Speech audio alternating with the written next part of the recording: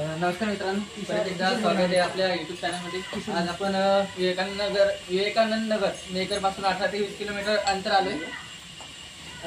किशोर मोरे यांच्या इथे यांच्या शेडमध्ये एक साप दिसला त्यांना. तर सर्व मित्र आमचे पाहतच ना तुझं पाहते आणि सापावर बघू शकता पोतं टाकलेलं आहे आणि एक घोणे जातीचा विषारी साप बघू शकता. ती गजमा पॅक करू शकतो. कसं काय कॅमेरा टाकत होता काय? ते आहे प्लास्टिक चला बाजूला.